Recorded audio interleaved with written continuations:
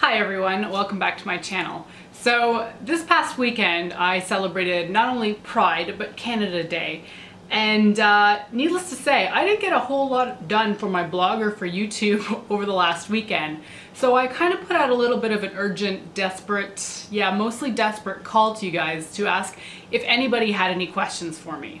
Now, I feel a little bit silly asking for this because I'm not a huge YouTuber, I'm not an enormous blogger, so I don't really have people with burning questions to ask me. However, you guys came through and you asked me enough questions that I can film a video for it.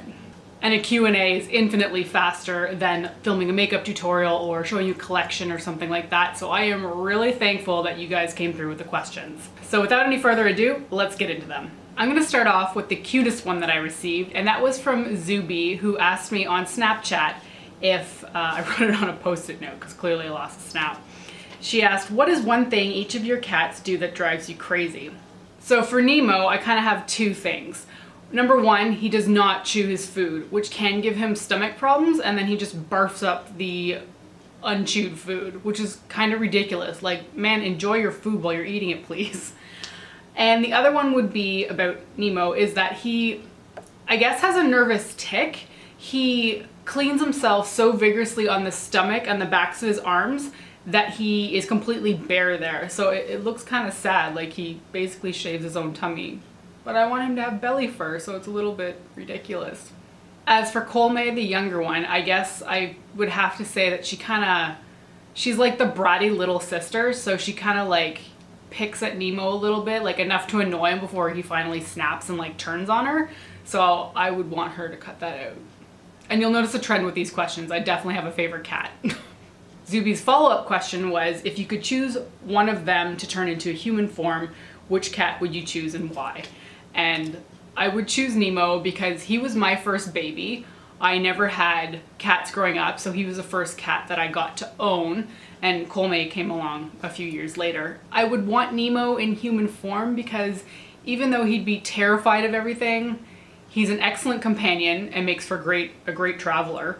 And I feel like he'd be like protective, like he, as most cats do, know when you're not feeling so good, so they come and they try to comfort you. So Nemo does that with me a lot, and I kind of want him as like a big cat friend who would just take care of me.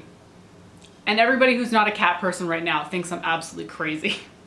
Whatever, I love cats. This one came from Facebook, and Laura asked me what my favorite color is. And visually speaking, if I'm just looking at things, green is my favorite color. It's the color I'm most attracted to. On Twitter, Nipa asked me if you had to only choose between doing your brows or applying bronzer for the rest of your life, which one would you choose? And I saw this question and my jaw dropped. I was like, God damn it! Bronzer is my favorite thing between the two of them, easily. However, I look weird without eyebrows, so I'm gonna have to choose brows because I can live without bronzer, but I just look like an incomplete mess if I don't have my brows on. So even though I prefer bronzer, I would have to choose doing my eyebrows. Jody and Zoe both asked me when I'm coming to Halifax because they both live there, and I don't have a good answer for you guys. I have been to Halifax in the past, but it's not currently on my list of places to go at the moment. Sorry. Zoe asked me what has been my favorite trip, and I really had to think about this one because there's so many aspects of each trip that I go on that it sticks in your mind as a great memory. So there's so many pieces that I wish I could pull from different trips and make them into one trip. But I think I'm gonna go with the time I traveled up to Scotland. I was staying in England with my ex-boyfriend at the time, and we drove up to Scotland. I was just astonished with how beautiful Scotland was. I'd been to England many times before, but it was just really bizarre because we crossed the border into Scotland, and even though it's part of the same island that England's on, it was just so much more beautiful. And that sounds ridiculous because it's the same island, but Scotland was just prettier. I loved Edinburgh, and I was just blown away with how gorgeous Scotland was because I truly hadn't been expecting something much different than England. I'm not sure that qualifies as favorite trip, but that moment in time really astounded me. So that was a really good experience. So that one really sticks out to me. Melanie asked me when I first got started into makeup, and what was my first product, if I can remember. I remember getting started into makeup because I used to figure skate and I needed something to bring out my features. So I kind of went to my aunt and asked her what she would suggest. So she took me to MAC when I was 12 years old and kind of got me hooked on the brand. Now, looking back, MAC had a lot of selection back in the day, but they didn't have very many bright colors. They had a lot compared to what most brands had back then, but I remember going to them and asking for like a yellow eyeshadow and they didn't have it. So, you know, times have kind of changed and you can find yellow eyeshadow pretty easily now, but back then they didn't have like a huge range that they do now. That being said, they had enough that I was able to find things for performing or competing in figure skating that would bring out my features. Now, the first product I ever bought by them was their eyeshadow in Ho. And by the way, this is back when MAC eyeshadows in the single potted form cost $10.50. So that was like 1996, 1997. It was around that era. Catherine asked me what my biggest beauty regret would be, and she gave the example of too much plucking or baby blue eyeshadow in your teens. I never had the plucking problem. I just never had enough eyebrows to pluck, and also at the time, my best friend was doing the over plucking, and she, man, like, she had little stubs of eyebrows left by the time she got done with her plucking, so I could see that it was not working for somebody else and I should never do it. In terms of eyeshadow and colors though, I definitely wore the baby blue eyeshadow, and you know what? I'm really not that bothered by it. I think everybody needs to go through the phase of learning what does and does not work, and the fact that I wore so many ridiculous colors, back in the 90s and early zeros, just goes to show you that I wasn't afraid of color and I continued to wear color later on in my life. So I think getting started with color at an early age is kind of what gave me the confidence to keep wearing it in my 20s and now in my 30s. So yeah, no regrets in that respect. I do actually have a blog post that shows me recreating my old makeup looks. It's kind of like a side-by-side comparison between like old me, what I used to look like, and then new me redoing the same makeup look. And honestly, I was still into the looks that I created like back in the day, so I will link that down below if you want to check it out. I've been meaning to do a part 2 on it, I just haven't gotten around to it, but it was a lot of fun redoing my makeup looks. Alright, so the remainder of the questions come from Instagram, which is what I'm reading through now. Jen asks for tips for glitter newbies. She's planning on buying lit glitter at IMATS and wants to get the most out of it. Lit glitter is fantastic, absolutely go buy them. As for tips for starting with glitter, I think the number one thing is that you need to know that it's not going to adhere to your lids unless you're using some kind of like really sticky base or a glitter glue, like the two-faced one that I use quite a bit.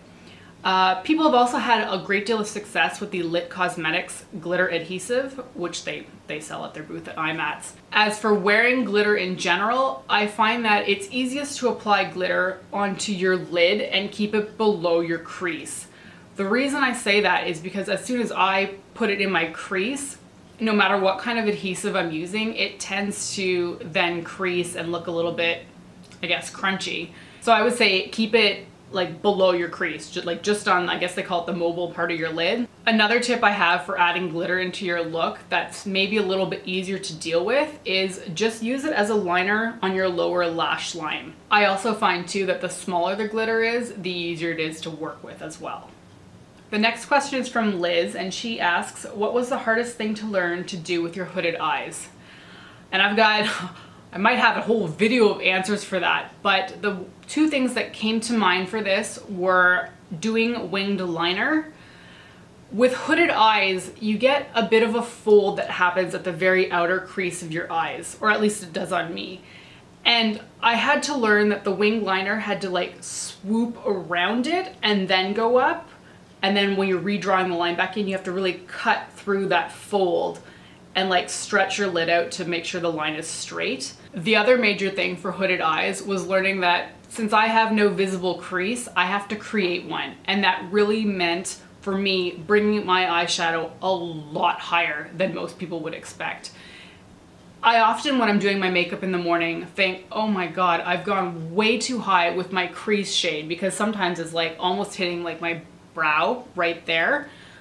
I have to do it. Otherwise, I don't see my crease shade and I don't get enough of a transition between my lid colors. It takes a lot of getting used to, and even years and years later, I'm still not used to putting eyeshadow that high, because I think it can be kind of intense. Like, it's really in your face.